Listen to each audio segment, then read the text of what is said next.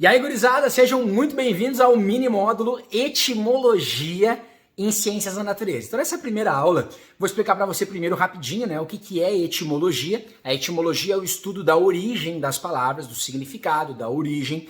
E eu quero mostrar aqui, porque eu percebi ao longo dos meus anos de estudo, né, e de preparação de alunos, o quanto esse significado das palavras, saber a origem, o que significa um aspecto da palavra, pode te ajudar nessa área tão difícil que é a área de ciências da natureza com biologia, química e física, que eu sei que você tem muita coisa para decorar, né? Então, qual é o objetivo desse mini módulo? Vamos deixar claro de início. Eu quero aqui dar uma lista de palavras para você memorizar de acordo com o significado, eu quero dar dicas de conteúdo. Não, eu não sou professor de biologia, nem de química, nem de física, não sou professor da área de ciência da natureza, eu quero apenas te alertar e mostrar como você pode direcionar o seu estudo de acordo com as aulas que você está vendo dessas disciplinas. Eu sei que alguns professores já fazem isso e me agrada muito que eles façam, eles gostam também de salientar esses pontos, mas se o seu professor não faz, você pode fazer isso durante o estudo, né? E a primeira coisa que a gente vai aprender então, já que agora eu passei o objetivo desse mini módulo para não perder muito tempo,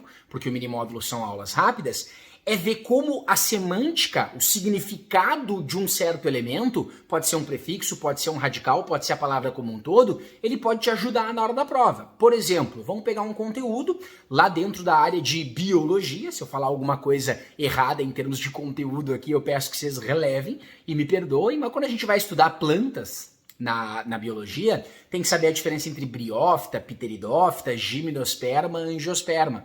E aí o aluno geralmente pega aquele quadrinho, né? Briófita, pteridófita, gimnosperma, angiosperma, o que uma tem e o que a outra não tem. Aí você tem que saber várias coisas dentro disso. Tem alunos que vêm aulas e aulas disso. Já vi professores falando que às vezes nem é tão importante assim para uma prova como o Enem, mas o cara fica memorizando aquilo. E aí se eu perguntasse para você assim, entre briófita, pteridófita, gimnosperma e angiosperma, qual tem semente?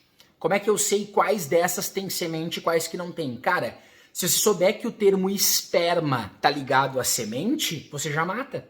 As duas que têm esperma no nome são as que possuem semente. Briófita e pteridófita não têm semente, gimnosperma e angiosperma vão ter semente, porque esse esperma tá atrelado à semente. Então eu tô te dando uma dica de como você pode estudar ciências da natureza. Desconfie do nome.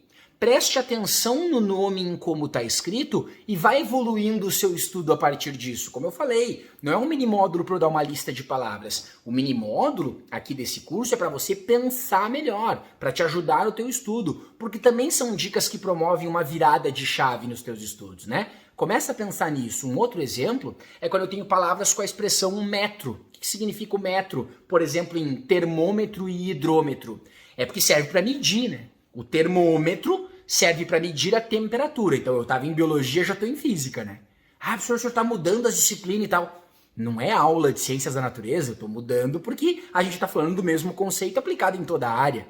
O hidrômetro serve para medir a água ali que foi utilizada, etc e tal, num condomínio, num apartamento. O termômetro serve para medir a temperatura. Alguém está com febre, eu vou usar um termômetro para fazer isso. Mas quando eu estudo e amplio essa perspectiva da terminação em metro para palavras como amperímetro e voltímetro, o que eu tenho no amperímetro e no voltímetro, que é coisa que você estuda lá na parte de física, circuitos elétricos, né? O amperímetro serve para medir amperes e o voltímetro serve para medir volts. Então o que você tem que pensar?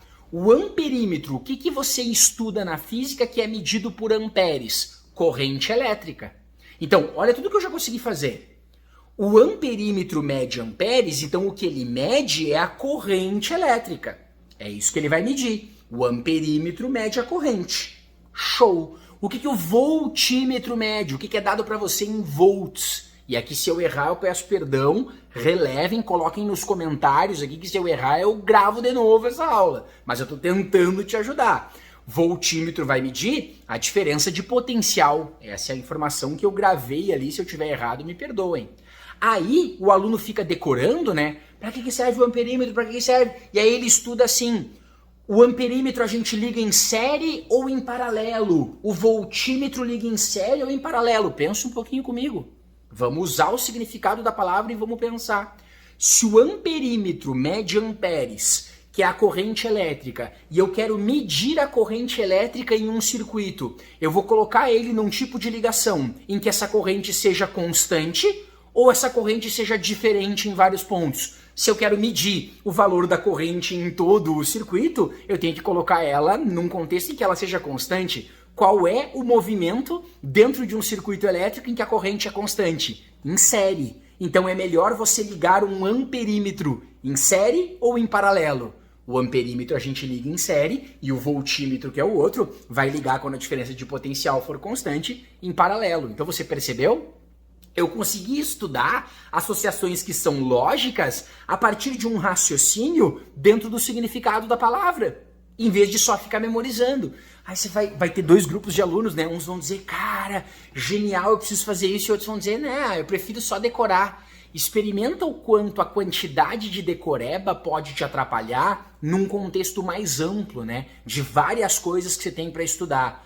Uma coisinha como essa que eu ensinei agora, que você consiga fazer associações, diminui a tua decoreba, cara. Diminui a quantidade de informação que você tem armazenado no cérebro. Então eu quero que você use a chave mestra para fazer você se ligar disso.